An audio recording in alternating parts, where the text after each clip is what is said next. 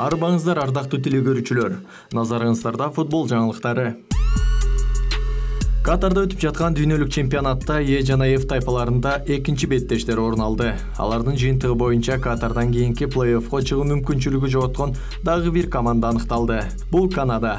Чемпионатта фаворит командалардын катарында эсептелип келе жаткан Германия курамасы уятка калды. Буга чейин Е тайпасында Германия Япония менен беттеште жеңилүү ызасын тарткан. Андан соң бир күн мурда алар дагы бир фаворит команда деп айтылып жаткан Испания менен мелдеш алып барып, 1-1 эсебинде оюнду бүтүрүшкөн.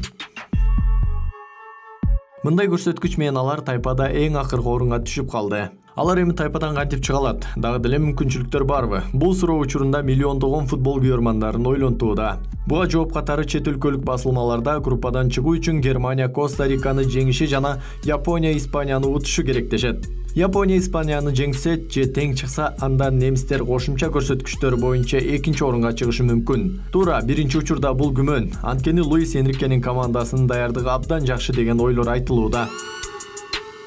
Мындан сырткары Катарда өткөн дүйнөлүк чемпионатта С жана Д тайпаларында да экинчи беттештер орун алды. Алардын жыйынтыгы боюнча плей-оффко чыккан биринчи команда аныкталды. Бул Франция курамасы.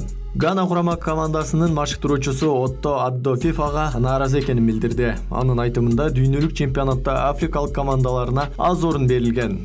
Африкада 55 өлкө бар жана биз көбүрөөк квотага татыктуубуз. ФИФАнын тарыхында биз мынчалык күчтүү болгон эмеспиз. 5 орун эгер биз үчүн Европа сыяктуу 12 орун болсо, Африка командаларын мүмкүн болушунча алдыга чыгуу мүмкүнчүлүгү жогору болмок. Менин оюмча бул адилетсиздик, деди Отто Аддо.